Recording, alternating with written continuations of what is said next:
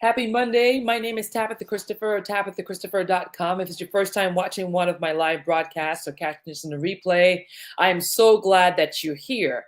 My company founded the Mind Style Makeover Bootcamp, also known as MSMBC. It is a character and resilience building training program that provides students in college, high school, and middle school with a roadmap to succeed academically, athletically, socially, and emotionally.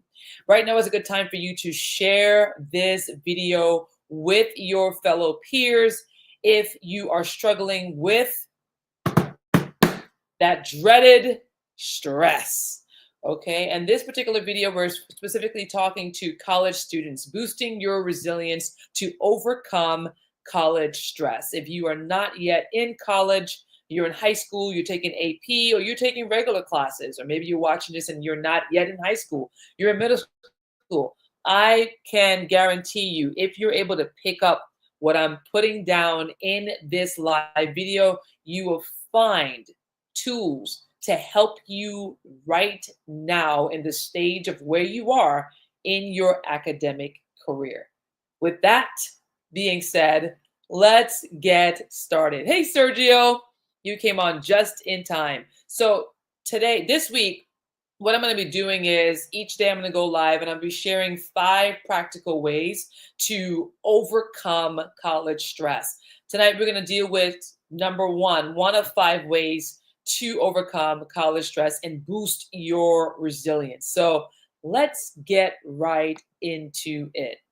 Okay, so number 1, manage time effectively. We hear all about time management tips and different strategies, etc. And there's some really good ones out there. But one of the things that I had to come to learn while I was in college was how to do that effectively. And you know better than anyone how there are so many time stealers that are right at the edges of your focus, that's wanting to just rob you of your time, your energy, your resources, everything. And by the time you try to get through the halfway of your day, you're already exhausted. So, you know what I'm saying? Just give me a head nod. If you're like, kind of, not so much, let me know. Here's this. Number 1, manage time effectively. Step number 1, prioritize task. Prioritize tasks. Now, this particular suggestion mentions about the Eisenhower matrix. What is urgent versus what is important? What is urgent versus what is important? I got a quick story to share with you guys. I was a huge people pleaser, and I would say that I still have that in me today. Let me specify to you what type of people pleaser I was. I wasn't the one that said yes to every request that came my way. I would take time to qualify those requests. And if the requests being asked of me were those that I determined would be beneficial for my career, I would say yes to it. I would say yes to it and not count the cost of the commitment to following through with what I was saying yes to. Now, like you, I would give my all to whatever commitment I said I was going to show up for. What did that mean? That meant whenever they needed me, however much of my time they needed. And it didn't matter how much of my energy was expended, I said yes. And I wanted to give my best to whatever it was. It got to the point of where I had multiple major commitments. I was a full-time student in college. I was I was working part-time, and I was doing a lot of community work as well as doing productions because I was working on developing my skill sets as a performer, as a presenter, as a public speaker, as an actress, as a fitness trainer. And so, whatever opportunity I had to operate in any of those lanes, I was there while taking on a full load at school. Well, and let's also remember our responsibilities at home. We can't forget that either. Just because I got a full load at school and I'm saying yes to all of these people out in the community, that doesn't mean that my mom and dad were going to let up on my responsibilities at home either. So all of that was piled on. I'm looking down because I have notes here. So overwhelmed, overwhelmed with my schedule. I would have, I said yes to a whole slew of other people's projects. They were good. They were all good and well meaning. And I knew that it would provide me with the practice and the chance to sharpen skills as a presenter, as an actress, as a performer, as a public speaker, as a trainer, as a sales lead, as an event manager, and is creating transformative experiences. I knew it was going to help with all of these things. Yet, it kept me operating in the realm of a false sense of security, where I didn't realize that my choosing to please and play within the shadow of everyone else's request and demands, they were actually limiting the depth that I needed to go to learn who I was, who I am. What do I mean by that? Well, when you're operating within someone else's vision, someone else's mission, or vision for their life, you wanting to do your best to do whatever would meet their demands so that their vision can be realized at the best. And that's good. However, as we find ourselves piling on our plate all of these different commitments and going in multiple different directions, what kept me going was I kept telling myself, this is beneficial. It's going to pay off big.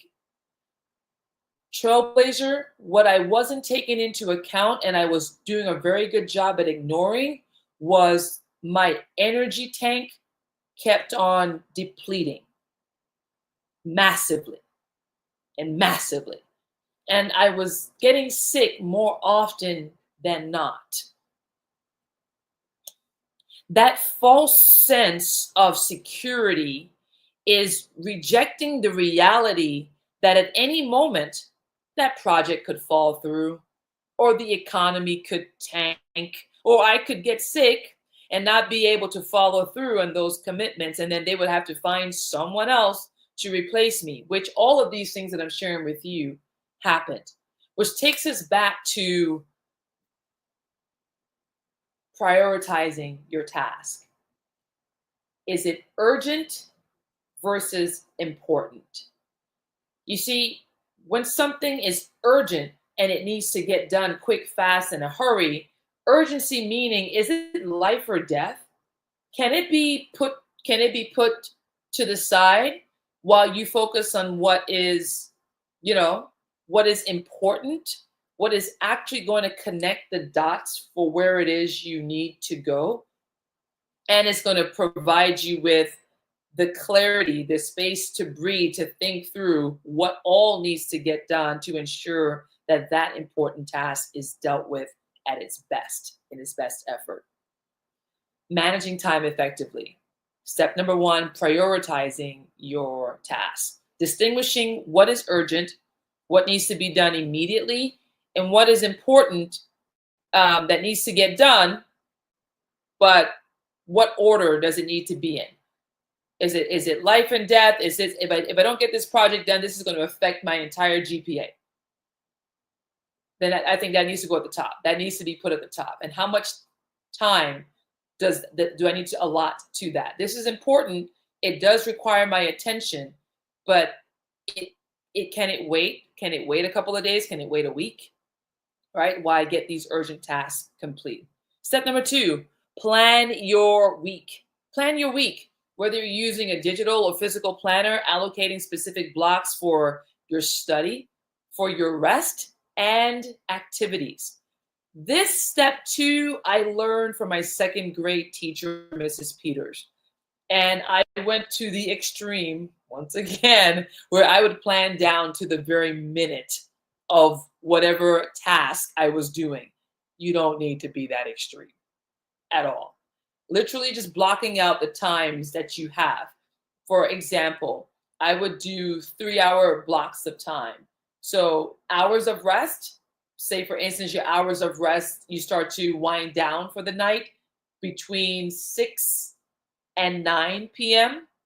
And then you want to make sure that from 9 p.m. until what, 6 a.m. or 9 p.m. until 3 a.m., you get that rest that you need. You block out your time of rest so that nothing else gets in to interrupt that very, very important time that you're taking to recuperate your entire body, your brain, everything, so that you can be able to function clearly the very next day.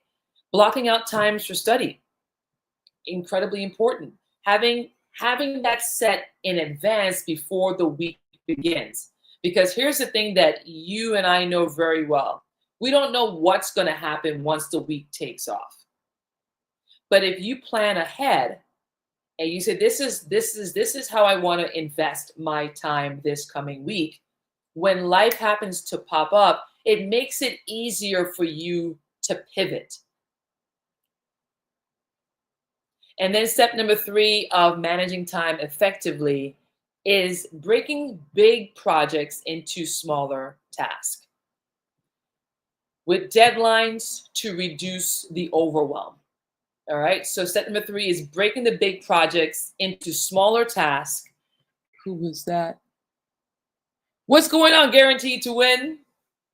Breaking big projects into smaller tasks with deadlines to reduce the overwhelm. So now this is something I got to be honest with you about. I also have been notorious at setting big, hairy, audacious goals and then getting overwhelmed 28 days in to trying to accomplish all of these big, hairy, audacious goals and not seeing it through, then feeling like a failure because I didn't. Now, when it came to college work, I made sure to get it done. And what helped with that was breaking the big projects into smaller tasks. And if it meant that I needed to partner up with someone else who was good at, they're more numbers driven, they're more of that realist type of thinker.